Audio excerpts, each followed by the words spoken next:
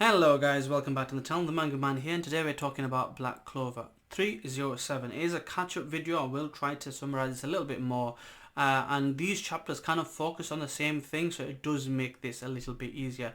That being said, let's get into our review.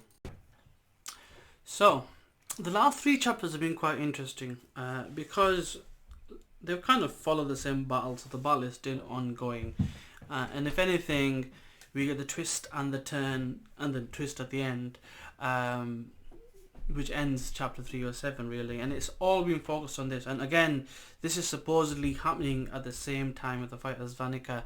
So Dante's been dealt with, people have scattered and they've gone different areas. They're going to deal with Vanica and they're going to deal with Zenon. So this is kind of happening at a similar kind of time. How the time overlaps and where we are exactly, it doesn't specify, but it just says it's happening at a similar kind of time. So let's kind of cover the course of the events and then give my thoughts at the end. So let's start off with what happens. So basically chapter 3 or 5 for the most part is a slight conversation between Yuno and Langris, and Langris like, yeah, this is going to be hard, but not wanting to say it because of the duality of his pride and arrogance. But then he shows that he's got another level, which is the mana zone, spatial distortion, so to speak. So he's got his own zone within Zenon's zone, which initially seems to be doing well. But as soon as he steps up a level, Zenon steps up a level. And you can start to see that, those attacks are going through. And then just when it looks like he's going for the kill, this Saint Stage type ability, wind creation magic, Oros or Euros attack fires, or is ready to fire. Move on to chapter 306.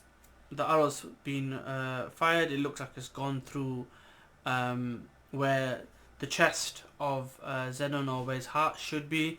And then we get this flashback and we see Zenon's different from his siblings. There's more depth to his character because he isn't a bad guy, it seems like, and he gets bullied a lot, whereas his siblings, Vanica and Dante, seem to be a little bit more stronger, competent, or whatever have you. And it's because of his type of magic, his bone magic, that he's picked on by people. And then he makes a friend in Alan who stands up for the weak, believes that's wrong, and wants to do more.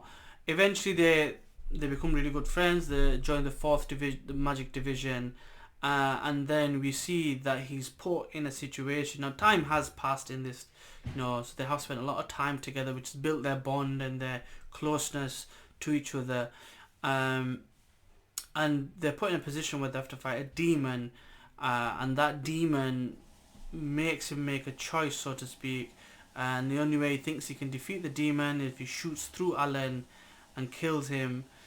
So to be the victor, to do good, he has to do bad, and he kind of breaks his heart. He's got nothing left, so much so that at the end he makes a deal, and the deal is based, and it's with Beelzebub. So that's more than likely the demon that he's getting help from, because we already knew about Megicula, we already knew about Lucifero. Now we know of Beelzebub as well, and he wanted a demon's heart, or devil's heart, which is the next level above essentially what we've known so far, possession, in terms of Vanica and Dante, and him going that step further because he didn't have nothing left.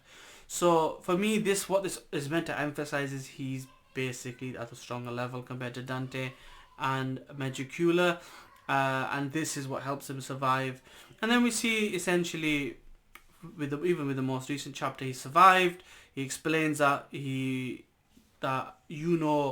basically didn't want to kill his friend or his colleague, and that's the difference, and because of that he survived. Because if he went, I think, 2 inches to the left or the right, he would have got him in the heart and killed him, and because he didn't, he survived. And he shows like a new form, a bit more detail, a bit more developed, and he essentially wipes the floor with both of them.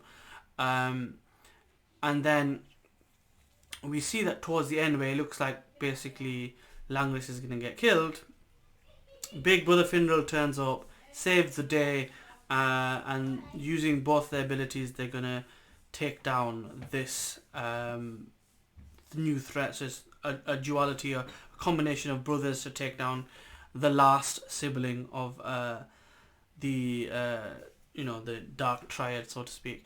I found it interesting on a number of different levels because, number one, we know that there's that pride that Langris has, but at the same time, even though he doesn't like to admit it, like he has done in the previous chapters, he's even admitted that Yuno is a better vice captain than he is because he essentially invigorates and boosts his companions, whereas he did not. And the fact that he's made that acknowledgement, even internally, means he's starting to step in the right direction for redemption. And the author basically does that. He always looks for redemption in even the most fallen of individuals. And maybe this is a thing for Zenon as well. So we will see next week if Langris is completely redeemable. And if they can take him down. Most important thing is I like the fact that Yuno isn't the hero, so to speak. By him failing again, even though he's come this close to winning, he got mopped up last time. He's got stronger now. The ability that he wanted to use took time to set up. These are all limitations of his current form and level, which means the next time we're probably going to see him, those limitations will have gone.